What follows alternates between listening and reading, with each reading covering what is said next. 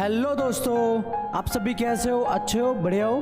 तो देखो, आज की इस वीडियो में हम आपके लिए बहुत ही इम्पोर्टेंट बातें बताने वाले हैं। इस वीडियो में जो बच्चे 2024 में एग्ज़ाम को लेकर डरे हुए हैं कि किस तरीके से कॉपी लिखते हैं, किस तरीके से हमको किस क्वेश्चन को या किस टॉपिक को लिखने पर एग्जामिनर हमको पूरे के पूरे नंबर यानी कि पूरे पूरे मार्क्स दे सकते हैं, वो क्या है, इन सभी बातों को जानने के लिए आप इस वीडियो को एंड तक देखें।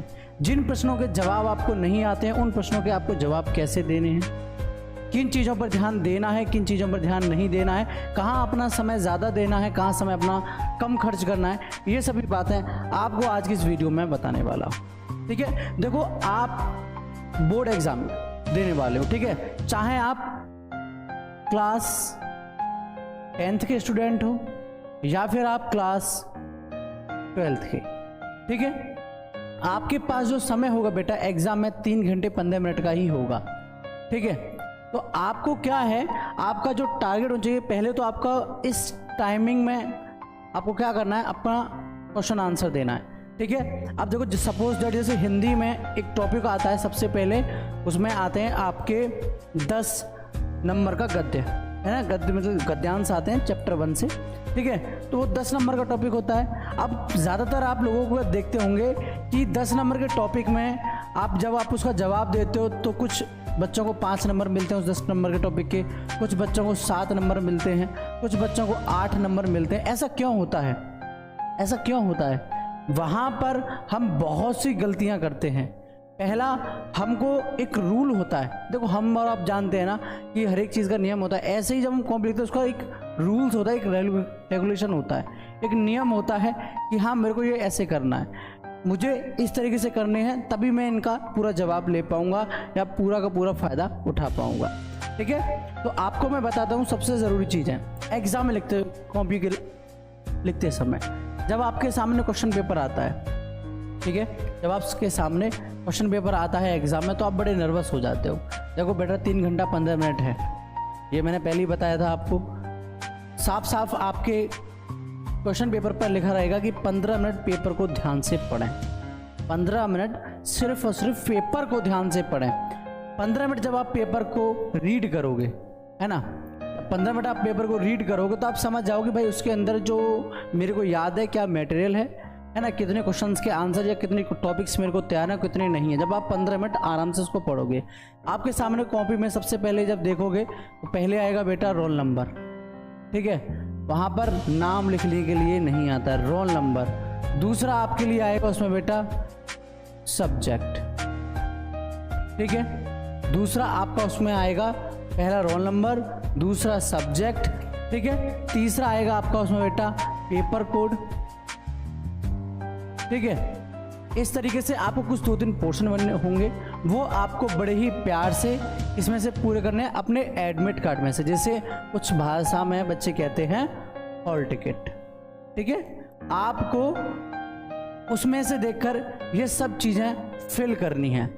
ठीक है, आराम से इनको फिल करो, डरने वाली बात नहीं है। जब आपके सामने ये क्वेश्चन आए 10 नंबर का, तो आपको क्या करना है, आपको विशेष करके सबसे पहले अपना क्वेश्चन लिखने का तरीका देखो। मेरा पहला क्वेश्चन है, ठीक है, तो जैसे मेरा खंड का है, खंड का के मेरे पहले नंबर का पहला क्वेश्चन, तो मैं पहला डालकर इसमें और इसके क्वेश्चन नंबर 1 डालूंगा। ठीक है, यहाँ पर मैं क्वेश्चन लिखूं या ना लिखूं मैटर नहीं करता है, बशर्ते मेरा यहाँ पर जो आंसर है वो आंसर होना चाहिए। ठीक है, आंसर लिखने में देखो सबसे ज़रूरी चीज़ होती है हैंड राइटिंग। हैंड राइटिंग के ऊपर ऑलरेडी वीडियो बना चुके हैं, आप देख सकते हो। हैंड राइटिंग सबसे ज़्यादा इंपॉर्टेंट होती है। शुरुआत के कुछ पेजेस ऐसे होने चाहिए जिनको देखकर सामने वाला आपके प्रति कैसा हो जाए,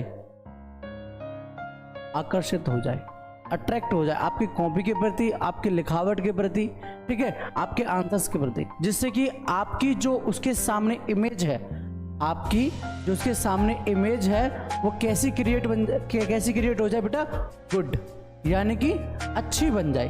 ठीक है, आपको वहाँ पर सिर्फ और सिर्फ जिन चीज़ों पर ध्यान देना है वो है आपकी हैंड राइटिंग, दूसरा आपके आंसर देने का तरीका, तीसरा द मोस्ट इम्पॉर्टेंट, ये सबसे इम्पॉर्टेंट है, ठीक है, कि आप क्या करते हो कि कोई क्वेश्चन है, ठीक है, बहुत से लोग आपको कहते होंगे कि जैसे अभी ये सपोज ये क्वेश्चन है एक, अब ये क्वेश्चन जो है बेटा पहला क्वेश्चन है वो 4 लाइन में आ जाएगा, लेकिन बहुत से महान जो बुद्धिमान लोग होते हैं, टीचर से होते हैं, वो क्या कहते हैं कि अपनी तरफ से बना बनाकर कम से कम एक क्वेश्चन को 8 से 10 लाइन में जवाब देना, 8 से 10 लाइन में उस क्वेश्चन का आपको क्या करना है, जवाब देना है ना। लेकिन आपको वहाँ नहीं करना है बेटा, वो एग्जामिनर है, ठीक है, उसके पास लाखों कॉपियाँ आती है बेटा चेक करने के लिए, उसके पास लाखों कॉपियाँ चेक करने के लिए आती हैं, वो आपकी इन फालतू चीज़ों को नहीं देखेगा। वो जानते हैं बहुत अच्छी तरीके से कि किस क्वेश्चन के लिए कितना इम्पोर्टेंस है, यानी कितनी की उसकी टाइमिंग है, कितना उसमें लाइन लिखना है और उसके अंदर कितना मटेरियल है, ठीक है, उसके अंदर क्या हो सकता है, जिन बातों पर वो ध्यान देंगे, ठीक है। जैसे कि साहित्यिक परिचय होता है तो उसमें कि कहाँ से इनको पुरस्कार मिला, किस क्षेत्र में अपना योगदान दिया, जो एग्जामिनर होते हैं ना, जो कॉपी चेक करते हैं, वो इन्हीं चीज़ों को देखते हैं, ठीक है। तो इस चीज़ का बेसिस करके ध्यान दें, फालतू के चक्कर में ना पड़े। इसमें सिर्फ और सिर्फ आपका क्या होना है बेटा, टाइम वेस्ट होना है, सिर्फ और सिर्फ आपका इसमें टाइम वेस्ट होना है। अगर टाइम वेस्ट करना है तो 4 लाइन के क्वेश्चन को आराम से 10 लाइन में लिखते रहना, कोई दिक्कत नहीं है। आपके पास इतना टाइम भी नहीं बचेगा कि आप किसी प्रश्न का जवाब दे पाओ, ठीक है। अब क्या होता है कि सर जिन प्रश्नों के जवाब नहीं आते हैं उन प्रश्नों के जवाब हम कैसे दें, जिन प्रश्नों के जवाब हमको नहीं आते हैं सर उन प्रश्नों के जवाब कैसे दें, ये बताइए। सबसे ज़रूरी चीज़ यही होता है। देखो जब मैंने आपको बताया था एग्जामिनर के पास लाखों कॉपियाँ आती हैं चेक होने के लिए, इसका बड़ा फायदा होता है, ठीक है, लाखों कॉपी आती हैं। तो आपको क्या करना है, शुरुआत के कम से कम बेटा 10 पेज, शुरुआत के कम से कम 10 पेज सुंदर हैंड राइटिंग में, है ना,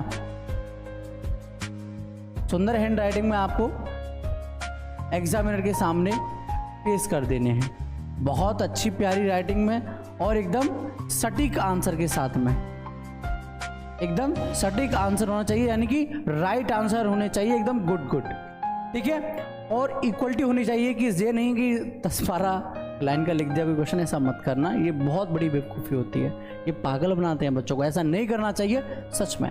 तो आपको इन चीज़ों का विशेष करके ध्यान देना है। जब तक आपके ये 10 पेज या 8 पेज, कम से कम 8 पेज आपके जो है बेटा कंप्लीट नहीं होता। 8 पेज के बाद में आपको जिन प्रश्नों के जवाब नहीं पता है, चाहे वो आपके को प्रश्न पहले थे, है ना, आपके को क्वेश्चंस होते हैं उनके आपको जवाब नहीं पता हो, लेकिन वो क्वेश्चंस पहले आ गए तो वो आपको बाद के लिए छोड़ देने, पहले जो आ रहा है 8 से 10 पेज में उसको कंप्लीट करना।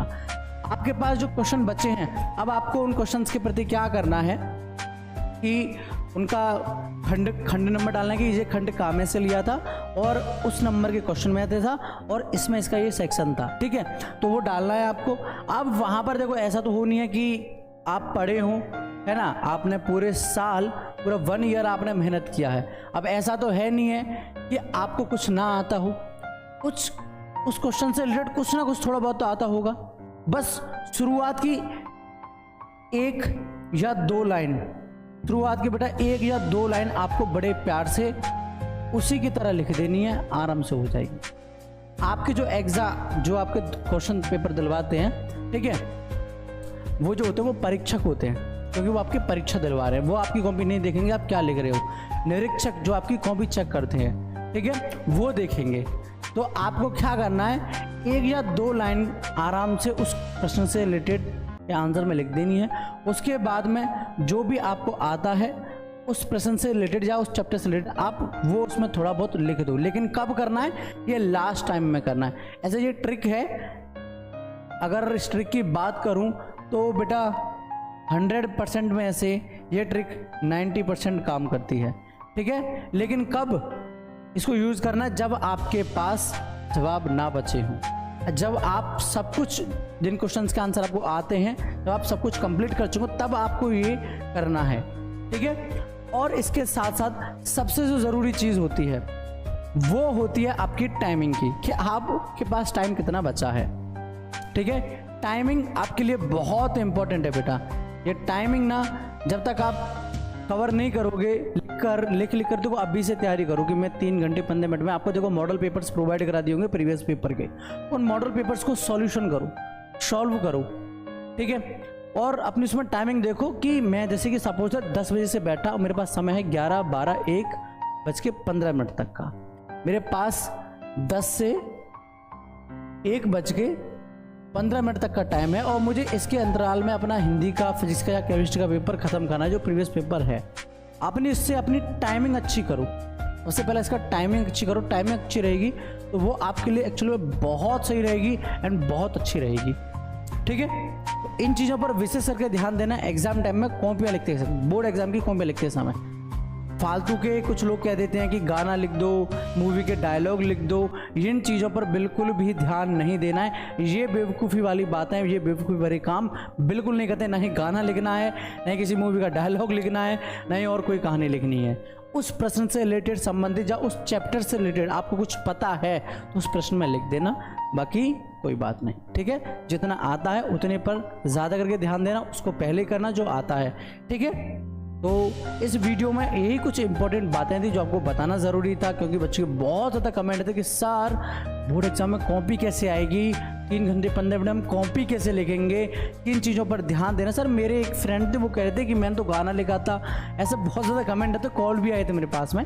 मैं चलो ठीक है इसके ऊपर एक वीडियो बनाते हैं, समझाते हैं, ठीक है। बाकी ऐसी वीडियोस के लिए इस चैनल को सब्सक्राइब कर लो, वीडियो को लाइक करो एंड कमेंट करो, शेयर करो। ओके, टाटा, बाय बाय, जय हिंद, जय भारत।